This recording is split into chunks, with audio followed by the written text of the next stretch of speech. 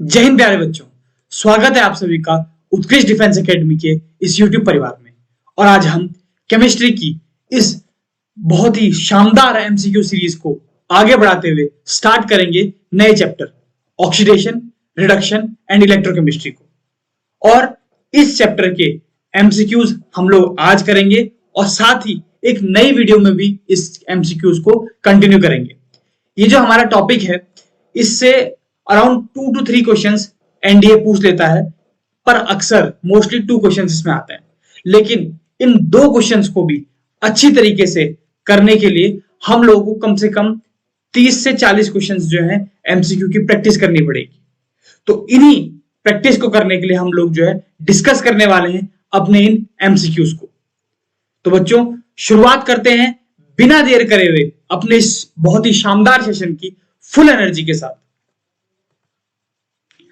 तो जो हमारा पहला क्वेश्चन है वो है अ reducing agent is a substance which can. क्या बोल रहा है? एक रिड्यूसिंग एजेंट एक सब्सटेंस होता है जो which can accept electrons, donate electrons, accept protons या डोनेट प्रोटॉन्स। देखिए बच्चों, सबसे पहले हमें पता होना चाहिए कि रिड्यूसिंग एजेंट होता क्या है ना? तो रिड्यूसिंग एजेंट क्या होता है? रिड्यूसिंग एजेंट, ठीक है। तो रिड्यूसिंग एजेंट एक ऐसा एजेंट, हम लोग किसी केमिकल रिएक्शन में रिड्यूसिंग एजेंट एक ऐसा सब्सटेंस होता है जिसकी टेंडेंसी खुद को ऑक्सीडाइज करने की होती है। समझ रहे हो? यानी कि ये क्या करेगा, ये दूसरे को तो रिड्यूस कर देगा। Reducing agent reduces other compound and oxidizes itself.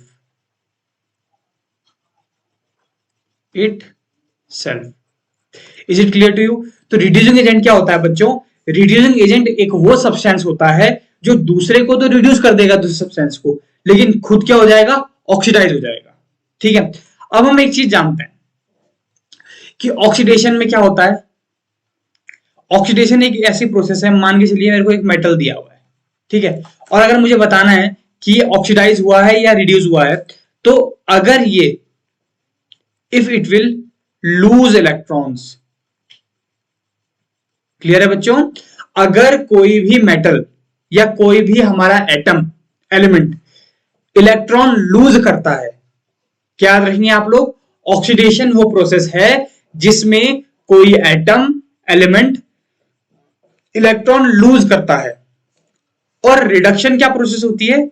जिसमें कोई एटम इलेक्ट्रॉन गेन करता है। Is it clear to you? अगर कोई एटम इलेक्ट्रॉन गेन करेगा तो इसका मतलब यह है कि उसमें रिडक्शन हुआ है, और अगर कोई एटम इलेक्ट्रॉन लूज करेगा तो इसका सीधा मतलब है कि उसका ऑक्सीडेशन हुआ है। तो रिड्यूसिंग एजेंट क्या होता है? रिड्यूस करेगा और दूसरे कंपाउंड को खुद ऑक्सीडाइज हो जाएगा, यानी कि वो इलेक्ट्रॉन लूज करता है। तो अ reducing agent is a substance which can donate electrons या लूज इलेक्ट्रॉन। बेसिकली दे रहा है ना इलेक्ट्रॉन, इसीलिए रिड्यूसिंग एजेंट वो सब्सटेंस होता है जो इलेक्ट्रॉन डोनेट करता है। और इसीलिए reducing agents are also known as Lewis base. Is it clear to you? अब रिड्यूसिंग एजेंट के कुछ मैं एग्जांपल बताऊं आप लोगों को। तो हो गया CU2O, है ना, इसी तरीके से FeCl2, ये कुछ एग्जांपल्स हैं रिड्यूसिंग एजेंट के। और अगर मैं बात करूं तो लगभग ऑलमोस्ट जितनी नेगेटिवली चार्ज स्पीसीज होती हैं, जैसे F- हो गया, Cl- हो गया, ये दरअसल रिड्यूसिंग एजेंट होते हैं। ठीक है, ये क्या होते हैं? Reducing agent. इनकी टेंडेंसी होती है दूसरे को रिड्यूस करने की और खुद ऑक्सीडाइज हो जाने की। ठीक। Second question, in haemoglobin the iron is in oxidation state of. अब एक बात है, हेमोग्लोबिन क्या है? एक कोऑर्डिनेशन कंपाउंड है, ब्लड में पाया जाता है हेमोग्लोबिन, जिसकी वजह से हमारा ब्लड का रंग लाल होता है, रेड कलर का होता है। अब हम जानते हैं कि हेमोग्लोबिन जो है आयरन का कॉम्प्लेक्स है, लेकिन उस हेमोग्लोबिन में आयरन की ऑक्सीडेशन स्टेट क्या है? +2 है, +1, +3, +4, सीधा है +2 is the oxidation state of iron in haemoglobin. Which of the following is correct? पूछ रहा है कि इन चारों में से कौन सा सही है। Oxidation state of bromine varies from -1 to +7 among IO4-, ClO4- and BrO4-. The last one, BrO4- is the strongest oxidizing agent. HNO3 is an oxidizing agent, या all of the above। देखिए शुरुआत करते हैं पहले से। Oxidation state of bromine varies from -1 to +7, ये बिल्कुल सही है। मैं बताता हूं कैसे। देखिए ब्रोमीन जो है, अगर ये ब्रोमाइड आयन की फॉर्म में है तो इसकी ऑक्सीडेशन स्टेट -1 है। अगर ये एलिमेंटल ब्रोमीन है, यानी कि इसके ऊपर कोई भी चार्ज नहीं है, तो इसकी ऑक्सीडेशन स्टेट क्या है? 0 है। अगर हमारे पास BrO- की फॉर्म में ब्रोमीन है, इसका मतलब इसको बोलते हैं हम लोग हाइपोब्रोमाइड। क्या बोलते हैं बच्चों? हाइपोब्रोमाइड। मेरे पास यहाँ पे जगह नहीं है, मैं इसलिए नाम ले लेता हूं। BrO- को क्या बोलते हैं? हाइपोब्रोमाइड। इसमें इसकी ऑक्सीडेशन स्टेट होती है +1। इन केस अगर हमारे पास ब्रोमीन प्रेजेंट है BrO2- की फॉर्म में, दैट मीन्स इसको हम लोग बोलते हैं ब्रोमाइड। क्या बोलते हैं? ब्रोमाइड। ठीक है। इसमें ब्रोमीन की ऑक्सीडेशन स्टेट होती है +3। इसी तरीके से BrO3-, इसको बोलते हैं हम लोग ब्रोमेट। क्या बोलते हैं? ब्रोमेट। इसमें ब्रोमीन की ऑक्सीडेशन स्टेट होती है +5। और एक होता है BrO4-, इसमें होती है ऑक्सीडेशन स्टेट +7 ब्रोमीन की, इसको बोलते हैं पर ब्रोमेट। क्या बोलते हैं? पर ब्रोमेट। अच्छा सर आप लिख रहे हैं लेकिन हम निकालेंगे कैसे? इनको ऐसे निकालते हैं बच्चों ऑक्सीडेशन स्टेट। मैं आपको पर ब्रोमेट आयन में ब्रोमीन की ऑक्सीडेशन स्टेट निकाल के दिखाता हूं। देखो BrO4- दिया हुआ है, बोल रहा है कि ब्रोमीन की ऑक्सीडेशन स्टेट निकालो, तो मैं इसकी x मान लूंगा। तो क्या लिखूंगा? x प्लस ऑक्सीजन की हम ऑक्सीडेशन स्टेट क्या मानते हैं? -2। कितने आइटम है ऑक्सीजन के? 4। और which is equal to the net charge on the substance. तो नेट चार्ज क्या है? -1 है, तो मैं इज इक्वल टू -1 कर दूंगा। तो क्या मिलेगा मुझे? x - 8 is equals to -1 implies that x equal to +7। -8 इधर जाएगा तो पॉजिटिव 8 हो जाएगा, 8 - 1 +7 हो जाएगा। Is it clear to you? Good. तो हमारे पास ब्रोमीन जो है कौन कौन सी ऑक्सीजन स्टेट दिखा रहा है? -1 भी दिखा रहा है in the form of bromide ion. Br2 elemental यानी कि प्योर फॉर्म में 0 ऑक्सीडेशन स्टेट।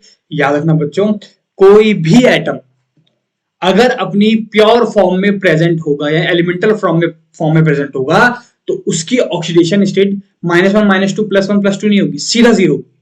क्या होगी? 0। ठीक। BrO-, इसका नाम मैंने क्या बताया था आपको? BrO- का हाइपोब्रोमाइड। मैं लिख देता हूं यहां पे छोटा छोटा, हाइपोब्रोमाइड। ठीक है। हाइपोब्रोमाइड आयन की फॉर्म में है तो +1 आप निकाल सकते हैं। ब्रोमाइड आयन की फॉर्म में है तो +3। ब्रोमेट आयन की फॉर्म में है तो +5। और पर ब्रोमेट आयन की फॉर्म में है तो +7। Is it clear to you? ठीक है। यानी कि ये तो हमारा जो स्टेटमेंट है सही है। अमंग इसको हम क्या बोलेंगे? Periodate, perchlorate and perbromate. The last one BrO4- is the strongest oxidising agent. बिल्कुल सही है। BrO4- क्या होता है? एक स्ट्रॉन्गेस्ट ऑक्सीडाइजिंग एजेंट होगा among periodate and perchlorate. HNO3 is an oxidising agent. बिल्कुल सही है। HNO3 नाइट्रिक एसिड क्या होता है? एक ऑक्सीडाइजिंग एजेंट होता है। इसका मतलब ये तीनों के तीनों क्या है हमारे? सही है। इसीलिए हम लोग जाएंगे ऑप्शन नंबर डी के साथ। Consider the following equation. ये एक हमें इक्वेशन दी हुई है। In this reaction which of the following is a reducing agent?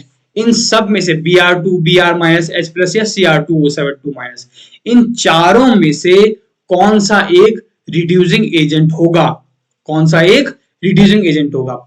तो बच्चों रिड्यूसिंग एजेंट क्या बताया था मैंने आपको? रिड्यूसिंग एजेंट वो सब्सटेंस होता है किसी भी रिडॉक्स रिएक्शन में जो दूसरे को तो रिड्यूस कर देगा लेकिन खुद क्या हो जाएगा? ऑक्सीडाइज हो जाएगा। देखिए चेक करते हैं। Cr2O7 2- है ना, तो यहां पे मैं इस रिएक्शन को फिर से लिख रहा हूं। ठीक है, अब ध्यान से देखिएगा। अब एक बात मैं यहाँ पे फिर से लिख रहा हूँ उसको, यहाँ पे लिख देता हूँ। Okay, Cr2O7 minus plus Br minus plus H plus gives us Br2 plus Cr3 plus H2O। अब ऑक्सीडेशन स्टेट निकालते हैं, इसके लिए मैं पेन थोड़ा सा चेंज कर देता हूं, अच्छा लगेगा। ठीक है, Cr2O7 माइनस है, तो Cr2O7 माइनस में क्रोमियम की ऑक्सीडेशन स्टेट क्या है? देखिए, इसकी ऑक्सीडेशन स्टेट अगर मुझे निकालनी है तो मैं मान लूंगा इसकी x मान लूंगा, 2 एटम है तो कितने हो जाएंगे 2x। ऑक्सीजन की कितनी होती है oxidation state? -2 multiplied by 7 which is equal to net charge, that is -2 here. Then what will I get? I will get here 2x is equals to -2 plus 14, that means 12, x equal to 6। यानी कि हमारा chromium किस oxygen state पे है? 6 पे। इधर chromium किस पे है? 3 पे। ब्रोमीन इधर कितने पे है? -1 पे। इधर कितने पे है? ब्रोमीन एलिमेंटल फॉर्म में, प्योर फॉर्म में 0। इधर प्लस H प्लस फॉर्म में है, इधर भी H+1 पे। ठीक है, अब देखिए x की वैल्यू 6 आ रही है ना, x की वैल्यू क्या आ रही है? 6। इसको मैं एक इसमें रख देता हूं ताकि आप लोगों को समझ में आए कि क्रोमियम कौन सी ऑक्सीडेशन स्टेट पे है, यहाँ पे +6 पे। ठीक है बच्चों, कंफ्यूज मत होना, ये +6 ऊपर नीचे दिख रहा है ना, ये दोनों एक ही चीज है। मैं इसको हटा देता हूँ। ठीक है, +6 ऑक्सीडेशन स्टेट पे। अब आप लोग एक बात ध्यान रखिए, मुझे बताना है कि इन चारों में से Br2, Br minus H plus और Cr2O7 माइनस, इन चारों में से रिड्यूसिंग एजेंट क्या है? तो रिड्यूसिंग एजेंट की टेंडेंसी क्या होती है? इलेक्ट्रॉन को लूज करने की, इलेक्ट्रॉन डोनेट करने की होती है। क्योंकि रिड्यूसिंग एजेंट बेसिकली क्या करता है? रिड्यूसिंग एजेंट दूसरे कंपाउंड को, दूसरे सब्सटेंस को तो रिड्यूस कर देता है, लेकिन खुद ऑक्सीडाइज हो जाता है। और अगर कोई सब्सटेंस खुद ऑक्सीडाइज हो रहा है तो उसका सीधा मतलब ये होगा कि इट विल डोनेट इलेक्ट्रॉन्स। ठीक है, इधर +6 है क्रोमियम, इधर कितने पे गया है? +3 पे गया है। तो +6 से +3 जाना, क्या बोल रहा हूं मैं आपको? +6 से +3 जाना, इसका मतलब यही तो होगा कि इसने जो है 3 इलेक्ट्रॉन लिए होंगे क्रोमियम ने। +6 से +3 जाने का मतलब यही तो है। अगर मैं आपको बताऊं, +6 से +3 जाने का मतलब यही तो है कि इसने कितने 3 इलेक्ट्रॉन लिए हैं। और अगर 3 इलेक्ट्रॉन लिए हैं तो इसका मतलब क्या है? ये क्या है? ये प्रोसेस रिडक्शन है। और रिडक्शन का मतलब ये क्या हो जाएगा? यहाँ पे ये हो जाएगा ऑक्सीडाइजिंग एजेंट। हमें रिड्यूसिंग एजेंट देखना है, यानी कि इलेक्ट्रॉन कहां लूज हुए हैं। अब आप देखिए यहाँ पे Br माइनस गया है Br2 0 पे, है ना? तो -1 से 0 जाने का मतलब क्या है? उसने एक इलेक्ट्रॉन लूज किया होगा, है ना? -1 से आप 0 कब पहुंचेंगे? जब आपने एक इलेक्ट्रॉन लूज किया होगा। ठीक है, तो यही क्या होगा? हमारा ऑक्सीडाइजिंग रिड्यूसिंग एजेंट होगा। ठीक है बच्चों, तो हम लोग जाएंगे ऑप्शन नंबर बी के साथ, क्योंकि ब्रोमाइड आयन ने क्या किया है? ब्रोमाइड आयन ने एक इलेक्ट्रॉन लूज किया है, या हम कह सकते हैं कि एक इलेक्ट्रॉन डोनेट किया है, और वो अपने -1 ऑक्सीडेशन स्टेट से जो है 0 स्टेट पे गया है। देखिए, -1 से 0 जाने का मतलब यही तो है कि उसने एक इलेक्ट्रॉन क्या किया होगा? लूज किया होगा, तभी तो पॉजिटिव में जाएगा, है ना? और +6 से +3 जाने का मतलब यह है कि उसने 3 इलेक्ट्रॉन गेन किए हैं। सिंपल मैथमेटिक्स है ना, कोई डिफिकल्ट नहीं है भाई। +6 से +3 जाना यानी कि ऊपर से नीचे आना। ध्यान से समझो बच्चों, ऊपर से नीचे आना। +6 से +3 आने का मतलब क्या है? उसने 3 इलेक्ट्रॉन गेन किए हैं, और अगर 3 इलेक्ट्रॉन गेन किए हैं तो इसका सीधा मतलब क्या है कि प्रोसेस कौन सी है? हमारी रिडक्शन है। और अगर प्रोसेस रिडक्शन है तो वो जो सब्सटेंस होगा वो होगा हमारा oxidising agent. Is it clear to you? इस तरीके से आपको चीजें लिंक करनी है। रिड्यूसिंग एजेंट का क्या फंडा है? रिड्यूसिंग एजेंट का फंडा ये होगा कि वो प्रोसेस कौन सी होगी? हमारी ऑक्सीडेशन प्रोसेस होगी। इट मींस रिड्यूसिंग एजेंट क्या करेगा? दूसरे सब्सटेंस को रिड्यूस करेगा, अपने आप ऑक्सीडाइज हो जाएगा। और अगर अपने आप ऑक्सीडाइज हो रहा है तो इसका मतलब यह है कि उसने इलेक्ट्रॉन लूज किए होंगे, है ना? इन केस ऑफ Br- ये जीरो में गया है तो उसने इलेक्ट्रॉन लूज तो किए हैं, है ना। -1 से जीरो जाने का मतलब क्या है, -1 से जीरो का मतलब है पॉजिटिविटी की तरफ बढ़ना। -1 से जीरो का मतलब यही तो है, हम लोग आगे बढ़ रहे हैं, इसका मतलब हमने एक इलेक्ट्रॉन लूज किया है। समझ रहे हैं आप बात को? इस तरीके से हम लोग Br- को रिड्यूसिंग एजेंट बोलेंगे। In the reaction 3Br2 6CO3 plus 3H2O gives us 5Br- plus BrO3- plus 6HCO3-। ये तो रही रिएक्शन जो मैंने पढ़ी, इसको तो पढ़ना आप भी जानते हैं, है ना। इसमें तो कोई नई बात नहीं है सर। तो नई बात क्या है? नई बात है हमें ये बताना है इसमें bromine is oxidised and carbonate is reduced, bromine is both reduced and oxidized, bromine is neither reduced nor oxidized, bromine is reduced and water is oxidized। let us check, bromine को चेक करते हैं। देखिए यहां पे bromine किस oxidation state पे है, zero, हाँ है ना, प्योर फॉर्म में है, बताया था आपको अभी। इधर किस में है, -1 पे। दूसरे में ब्रोमीन कौन सी ऑक्सीडेशन स्टेट पे है, निकाल लेते हैं। कैसे, x, इसकी ब्रोमीन की ऑक्सीजन स्टेट x मान लेता हूं, इसकी मैं कैलकुलेट कर रहा हूं तो प्लस -2 ऑक्सीजन की multiplied by 3 atoms equal to net charge, that means x equal to -1 plus 6 is equal to 5, यानी कि ब्रोमीन +5 पे जा रहा है।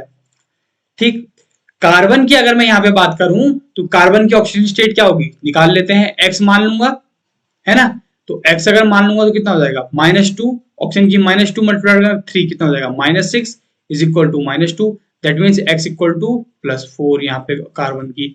इधर माइनस कितना हो जाएगा, x -6 +1 इक्वल टू -1, हाँ है ना। सर ये -6 कैसा आया होगा, अरे -6 ऐसा है ना कि ऑक्सीजन का oxidation state -2, number of atoms 3, -2 multiplied by 3 -6, is it clear to you. Hydrogen की ऑक्सीजन स्टेट +1, है ना, तो कितना हो जाएगा, x -6 +1 इक्वल टू -1, -1 क्यों आया सर, -1 क्या है, नेट चार्ज है ना। तो क्या हो जाएगा, x -5 equal to -1, that means x equal to +4, यानी कि कार्बन +4 से +4 में ही है ना, कार्बन +4 से +4 में ही है। तो इधर कार्बन तो ना तो ये ऑक्सीडाइज रिड्यूस कुछ भी नहीं हुआ है, +4 से +4 में ही जा रहा है। अब अगर मैं बात करता हूं हाइड्रोजन की, तो हाइड्रोजन इधर +1 पे है, इधर भी हाइड्रोजन +1 पे, तो कोई फर्क नहीं पड़ा है। तो हम लोग कार्बोनेट वाला आने की वजह से ये तो ऑप्शन बिल्कुल नहीं हो सकता। Bromine is neither reduced nor oxide, ये बात भी गलत है। Bromine is reduced and water is oxide, ये बात भी गलत है। अब चेक करते हैं कि देखिए इधर ब्रोमीन Br2 से -1 जा रहा है, ध्यान देना, Br2 से -1 जा रहा है। देखिए Br2 से Br- बनना, इसका मतलब 0 से -1 जाना, तो इसका सीधा मतलब ये 0 से -1 कोई कब जाएगा, 0 से -1 तभी तो जाएगा जब उसने एक इलेक्ट्रॉन क्या किया है, गेन किया है। देखिए -1 से 0 जाना, 0 से -1 जाने का सीधा मतलब ये है कि उस सब्सटेंस, उस हमारे एटम ने या उस हमारे मॉलिक्यूल ने एक इलेक्ट्रॉन गेन किया है ना। तो गेन करने का मतलब क्या है, ये प्रोसेस कौन सी हमारी, रिडक्शन प्रोसेस है। तो इसका मतलब ये क्या हुआ है, ये Br2 क्या हुआ है हमारा, रिड्यूस हुआ। और इधर हम Br2 को ही लें और इधर ले लें हम BrO3- को, इसका मतलब इधर 0 से किस में जा रहा है, ये +5 में, यानी कि इसने 5 इलेक्ट्रॉन लूज किए या 5 इलेक्ट्रॉन डोनेट किए, तो ऑक्सीडेशन प्रोसेस हो गई। इस कारण से हम लोग बोलेंगे bromine is oxidised, bromine is both reduced and oxidised. Bromine जो है रिड्यूस भी हो रहा है और ऑक्सीडाइज भी हो रहा है। रिड्यूस हो रहा है Br2 से Br- में जाने पे, एक इलेक्ट्रॉन का गेन कर रहा है, और Br2 से BrO3- यानी कि +5 जाने पे 5 इलेक्ट्रॉन लूज कर रहा है, डोनेट कर रहा है, तो यानी कि ऑक्सीडाइज हो रहा है, यानी कि ब्रोमीन एक ही साथ रिड्यूस भी हो रहा है और ऑक्सीडाइज भी हो रहा है ना। मुझे लगता है कि आप लोगों के कंसेप्ट समझ में आ रहे होंगे। अगर बाय चांस आप लोग ये चीज समझ में नहीं आए, कुछ भी डाउट हो तो आप लोग कमेंट कर सकते हैं, ठीक है। Now the correct oxidation states of nitrogen in NH4NO3 molecule are, यानी कि करेक्ट ऑक्सीडेशन स्टेट बतानी है मुझे नाइट्रोजन की NH4NO3 में। सर ये क्या दे दिया, इसे हम कैसे करेंगे, तो कुछ समझ में ही नहीं आ रहा है। देखिए NH4NO3 में जब हमें ऑक्सीडेशन स्टेट निकालनी होगी ना नाइट्रोजन की, तो NH4NO3 किस फॉर्म में एग्जिस्ट करता है? NH4+ एंड NO3-, यानी कि ये एग्जिस्ट करता है अमोनियम आयन और नाइट्रेट आयन की फॉर्म में। अब आप निकाल सकते हैं, अमोनियम आयन में अगर हमें नाइट्रोजन की ऑक्सीडेशन स्टेट निकालनी है, काले पेन ले लेता हूं, है ना, ब्लैक पेन ले लेता हूं, x ले लूंगा इसको, x+4 इज इक्वल्स टू +1 हो जाएगा, that means x equal to 1 - 4 which is x equal to -3। ठीक, अब अगर मुझे निकालना है NO3- में नाइट्रोजन की, तो क्या हो जाएगा? NO3- लिखो या NO3- मत लिखो, नाइट्रोजन की ऑक्सीजन स्टेट x मान लूंगा, ऑक्सीजन की ऑक्सीजन स्टेट -2 होती है, नंबर ऑफ एटम्स 3, तो कितना हो जाएगा? x - 6 is equals to -1, that means x equal to +5 है ना, -6 इधर जाएगा तो +6 हो जाएगा, -1 + 6 +5 होता है। ठीक है, तो -3 और +5 नाइट्रोजन की ऑक्सीजन स्टेट होंगी, तो हम लोग जाएंगे अपना ऑप्शन नंबर ए के साथ। ठीक है, अब ठीक है, all set. Which one among the following is the correct order of reactivity of the elements? हमें 4 एटम्स दिए हुए हैं या 4 एलिमेंट्स दिए हुए हैं, इन चारों की चारों एलिमेंट्स की हमें रिएक्टिविटी का ऑर्डर बताना है। तो हमने एक रिएक्टिविटी सीरीज हम लोगों ने पढ़ी थी क्लास 10th में, या आई थिंक क्लास 9th में, 9th में भी कुछ पार्ट था, 10th में भी। तो अब हमें ये बताना है कि कौन सा एटम, कौन सा एलिमेंट जो है उस रिएक्टिविटी सीरीज में कहां लाया कर रहा है। तो उसके लिए हमें रिएक्टिविटी सीरीज मालूम होनी चाहिए। तो याद रखिएगा, रिएक्टिविटी सीरीज का सीक्वेंस होता है पोटेशियम, सब लोग मेरे साथ बोलेंगे, potassium, sodium, calcium, magnesium, aluminium, carbon, zinc, iron, tin, ठीक है, lead, platinum, gold, silver, copper and hydrogen. तो सबसे पहले हम लोग लिखेंगे यहाँ पे potassium, sodium, calcium, magnesium, aluminium, carbon, zinc, iron, tin. इसके बाद होगा हाइड्रोजन, है ना। अच्छा, मैं नंबर डाल देता हूं, आप लोगों को समझ में आएगा कि कौन सा नंबर में क्या लिखना है, इससे आप लोगों को कंफ्यूजन नहीं होगा। ठीक है, सबसे पहले पोटेशियम, फिर सोडियम, फिर calcium, then magnesium, aluminium, carbon, zinc, iron, tin, hydrogen, copper, silver, gold, platinum, lead. Okay, तो ये समझ में आया। ये जो लेड है ये होना चाहिए टिन के बाद, दैट मीन्स इसको हम लोग यहाँ पे थोड़ा करेक्ट कर लेते हैं। हम लोग टिन के बाद लिखेंगे अपना लेड, टिन के बाद क्या लिखेंगे? लेड, और लेड के बाद ये हाइड्रोजन शुरू हो जाएगा, लेड के बाद hydrogen, then copper, then silver, then gold and then platinum. तो अगर हम इस सीक्वेंस के हिसाब से जाइए, एक बार फिर से मैं रिपीट कर देता हूं, सबसे पहले potassium, then sodium, calcium, magnesium, aluminium, carbon, zinc, iron, tin, lead, hydrogen, copper, silver, gold and then platinum. सबसे लास्ट में प्लेटिनम, यानी कि सबसे हाईएस्ट रिएक्टिव पोटेशियम, और मैं HR लिख रहा हूं, दैट मींस हाईएस्ट रिएक्टिव, और platinum is least reactive, LR। ठीक है, अब इन बीच में देखिए सोडियम, मैग्नीशियम, जिंक, कॉपर दे रखा है, हमें क्या क्या दे रखा है? Sodium, magnesium, zinc and copper दे रखा है। तो देखिए सोडियम सबसे ऊपर है, इन चारों में सोडियम सबसे ऊपर, फिर क्या है हमारे पास? मैग्नीशियम है, एंड देन हमारे पास क्या है? जिंक है, और फिर हमारे पास क्या है? कॉपर है। तो सबसे ज्यादा reactive sodium, then magnesium, then zinc and then copper. तो सोडियम, मैग्नीशियम, जिंक, कॉपर, यानी कि option number D will be the right answer. Clear to you? हम जाएंगे sodium, magnesium, zinc and copper के साथ। ये सीरीज आप लोग याद रखेंगे। यहाँ पे क्या है? Potassium, sodium, calcium, magnesium, aluminium, carbon, zinc, iron, tin, lead, hydrogen, copper, silver, gold, then platinum. HR means highest reactive, LR means least reactive. इसको आप लोग सीक्वेंस में लगाएंगे। 8th question, which of the statements is are true? The process of oxidation leads to gain of electrons. The process of oxidation leads to loss of electrons. The process of reduction leads to gain to electrons. The process of reduction leads to loss of electrons. देखिए, process of oxidation हमने बताया था loss of electrons. Reduction क्या होती है process? Reduction process होती है gain of electrons. तो हम लोग जाएंगे the process of oxygen leads to gain of electrons, नहीं, the process of oxygen leads to loss of electron, the process of reduction leads to gain to electrons, यानी कि second and third option number B will be the right answer.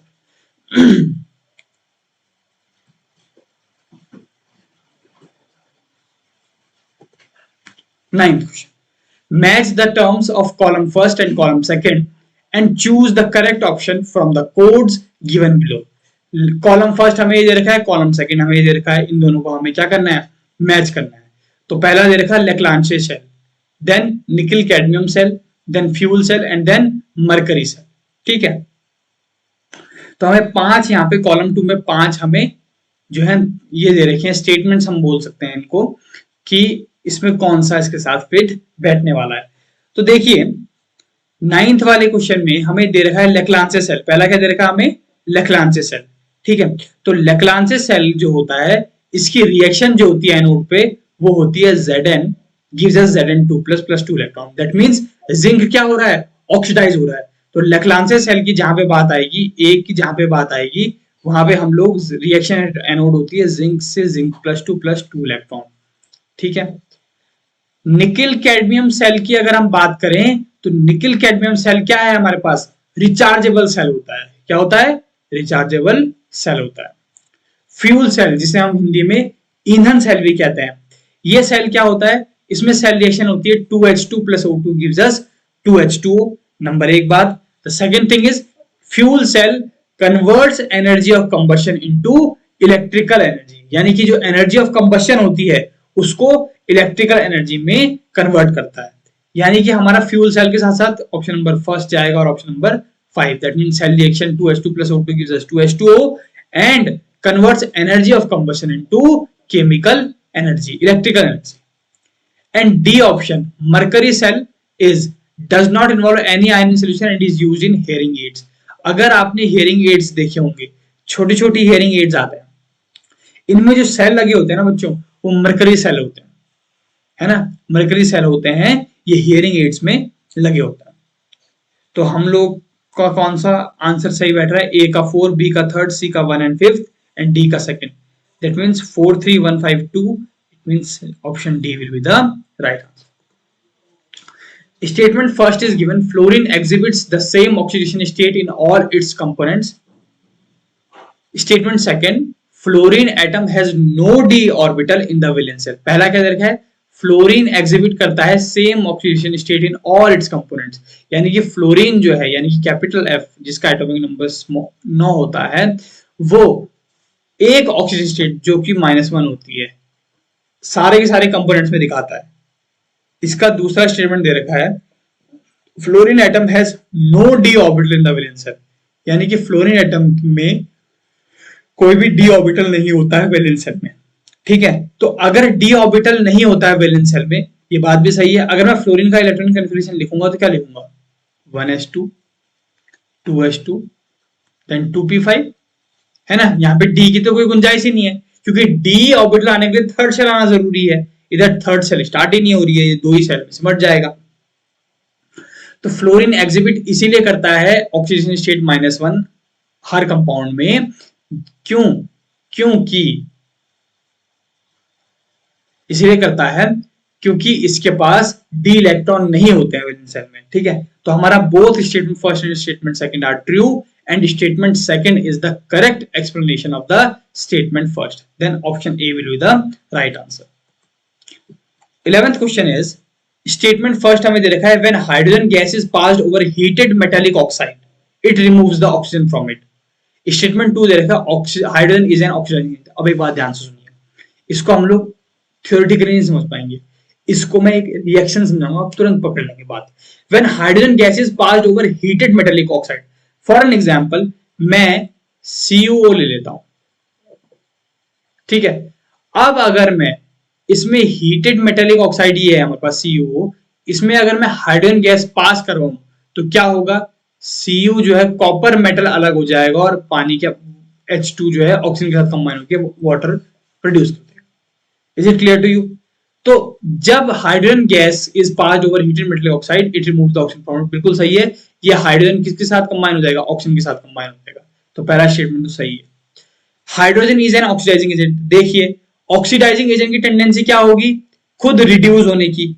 इधर H2 क्या हो रहा है, oxygen के साथ combine हो रहा है, तो जब हाइड्रोजन जो है ऑक्सीजन के साथ कंबाइन हो रहा है तो रिड्यूस हो रहा है या ऑक्सीडाइज हो रहा है, सिंपल बात है, ऑक्सीडाइज हो रहा है ना। हमने एक कंसेप्ट ये भी तो पढ़ा था ऑक्सीडेशन का कि एडिशन ऑफ ऑक्सीजन, है ना, एडिशन ऑफ ऑक्सीजन भी हमारा क्या होता है, ऑक्सीडेशन होता है।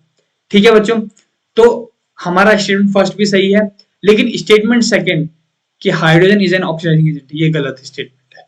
तो हम लोग जाएंगे ऑप्शन नंबर सी के साथ, हाइड्रोजन जो है क्या होता है, रिड्यूसिंग एजेंट। ठीक है, RA लिख रहा हूं, आप लोग समझ जाना, RA stands for reducing agent. 12th question is the standard electrode potential values of element A, B and C are 0.68 volt, minus 2.50 volt and minus 0.50 volts respectively. The order of their reducing power. हमें तीन element A, B और C के standard electron potential मालूम है, अब हमें उनकी reducing power बतानी है। तो इसकी रिड्यूसिंग पावर बताने के लिए एक बात आप लोग याद रखिएगा, जो जितना जिसका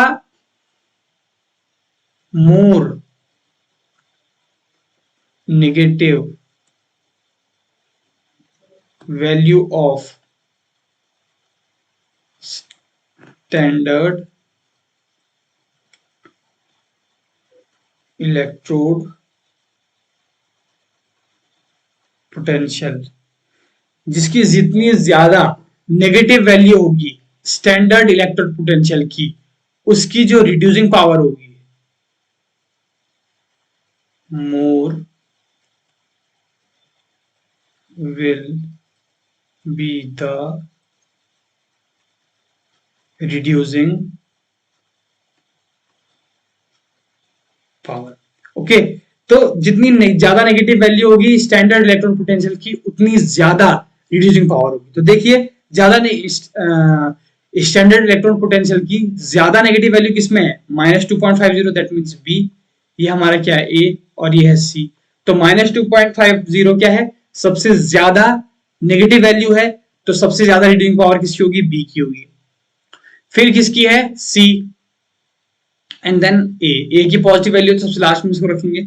-2.50 इज मोर नेगेटिव देन -0.50, तो B C A will be the right answer. 13th question, which one among the following is an electrochemical cell that cannot be charged? इन चारों सेल में से कौन सा एक ऐसा इलेक्ट्रोकेमिकल सेल है जिसे चार्ज नहीं किया जा सकता? सीधी बात है, हम लोग पढ़ रहे हैं electrolytic cell, storage cell, primary cell, fuel cell, तो primary cell can't be charged. ठीक है, what is the oxidising agent in the following equation? एक रिएक्शन हमें दी हुई है, इसमें हमें बताना है कि कौन सा ऑक्सीडाइजिंग एजेंट है। देखिए अगर ऑक्सीडाइजिंग एजेंट की बात कर रहा है तो ऑक्सीडाइजिंग एजेंट के लिए हमें ये याद रखना होगा कि ऑक्सीडाइजिंग एजेंट की टेंडेंसी क्या होगी, दूसरे को ऑक्सीडाइज करने की और खुद रिड्यूस हो जाने की, मतलब उल्टा होता है। ऑक्सीडाइजिंग एजेंट जो होता है उसकी टेंडेंसी होती है दूसरे को तो ऑक्सीडाइज कर देगा और खुद रिड्यूस हो जाएगा। Is it clear to you? दूसरे को ऑक्सीडाइज कर देगा, खुद रिड्यूस हो जाएगा, और अगर रिड्यूस होगा तो इसका मतलब ऑक्सीडेशन स्टेट में क्या आएगा, उसका ऑक्सीडेशन हायर ऑक्सीडेशन स्टेट से लोअर ऑक्सीडेशन स्टेट जाएगा। देखिए जब कभी भी ऑक्सीडाइजिंग एजेंट की बात करेगा तो हमें तुरंत ढूंढना है अपना वो एलिमेंट ढूंढना है हमें जो हायर ऑक्सीडेशन स्टेट से लोअर ऑक्सीडेशन स्टेट पे किया गया है। ठीक है, अब जैसे HASO2 है, ठीक है, इधर आर्सेनिक कौन से ऑक्सीजन स्टेट पे -4 +1 दैट मीन्स +3 पे, इधर आर्सेनिक 0 पे, इधर +2 +4 H प्लस, ये भी +1 पे। अब ध्यान दीजिएगा आप लोग, देखिए यहाँ पे आर्सेनिक +3 पे, यहाँ पे 0 पे गया है, तो मैं क्या बोल रहा हूँ, ऑक्सीडाइजिंग एजेंट जब भी पूछे तो वो एलिमेंट आपको तुरंत, ये इसका बेसिक, ये इसके लिए ब्रह्मास्त्र है, ऑक्सीडाइजिंग एजेंट के लिए ये ब्रह्मास्त्र है, ये ट्रिक कि आपको वो एलिमेंट खोजना है जो हायर ऑक्सीडेशन स्टेट से लोअर ऑक्सीडेशन स्टेट पे गया है। अब इधर HASO2 में आर्सेनिक +3 पे है, इधर आर्सेनिक 0 पे है, इसका मतलब +3 हायर से लोअर गया है, तो इसका मतलब HASO2 will be the answer. That means HASO2 is the oxidizing agent in this equation. Is it clear to you? ठीक है, इधर Sn+2 से +4 जाना यानी कि लोअर से हायर जाना, तो ये हमारा ऑक्सीडाइजिंग एजेंट नहीं होगा। H प्लस था, इधर भी H+1 पे, तो कोई अंतर नहीं है, तो ऑक्सीडाइजिंग एजेंट वगैरह का सवाल ही नहीं उठता। 15th question and last question है ना, यही हमारा अंतिम क्वेश्चन है आज का। White phosphorus glows in the dark due to, यानी कि व्हाइट फॉस्फोरस जो होता है वो ग्लो, चमकता है अंधेरे में, कारण amorphous character, slow oxidation, high ignition temperature या good conducting property of electricity. इसमें हम लोग ऑक्सीडेशन का कंसेप्ट लगाएंगे। तो व्हाइट फॉस्फोरस इसीलिए ग्लो करता है डार्क में क्योंकि स्लो ऑक्सीडेशन होता है फॉस्फोरस का। क्या होता है? Slow oxidation. तो हम कह सकते हैं due to the slow oxidation of white phosphorus it glows in the dark, यानी कि स्लो ऑक्सीडेशन के कारण से व्हाइट फॉस्फोरस जो है ग्लो करता है डार्क में। ठीक है बच्चों, और ये क्वेश्चन हमारा एनडीए 2015 में भी आ रखा है। तो आप लोग देख पा रहे होंगे बच्चों कि हमसे जितने भी केमिस्ट्री में हम लोग चैप्टर पढ़ रहे हैं, बहुत ही डिफिकल्ट क्वेश्चन नहीं आ रहे हैं, सिंपल क्वेश्चन आ रहे हैं, और बेसिकली कंसेप्ट भी बहुत ज्यादा नहीं पूछ रहा है। जितने बेसिक कंसेप्ट हम लोगों ने पढ़े हैं 11th क्लास 12th में, उनसे ही पूछ रहा है क्वेश्चन, है ना। तो इन्हीं कंसेप्ट्स को हमें ध्यान से समझना है, इनको पढ़ना है और इन एमसीक्यूज को लगाना है, ताकि हम लोग अपने टारगेट को अच्छी तरीके से अचीव कर पाएं, अपना एनडीए क्रैक कर पाएंगे, है ना। तो इसके साथ हमारा जो ये वीडियो है, पहला वीडियो, ये कंप्लीट हो जाएगा। कल हम नई वीडियो के साथ नई बातें करेंगे इस चैप्टर से रिलेटेड, और अराउंड 15 क्वेश्चंस हम और करने वाले हैं और देखने वाले हैं इस चैप्टर के, और उन 15 एमसीक्यू के साथ हमारा ये जो चैप्टर है वो कंप्लीट हो जाएगा। और इस एमसीक्यू के कंप्लीट होने के साथ ही मैं उम्मीद करता हूं कि जितने क्वेश्चन भी, एक या दो क्वेश्चन, जितने भी क्वेश्चन इस चैप्टर से बनेंगे, आप लोग आसानी से उन क्वेश्चंस को कर पाएंगे। ठीक है बच्चों, बस आप लोग एक चीज बिल्कुल सही से कीजिए, वो है मेहनत, और बहुत लगन से कीजिए वो चीज। ठीक है, तो मिलते हैं आपसे नई वीडियो में। तब तक के लिए स्वस्थ रहें, मस्त रहें और पढ़ाई करते रहें।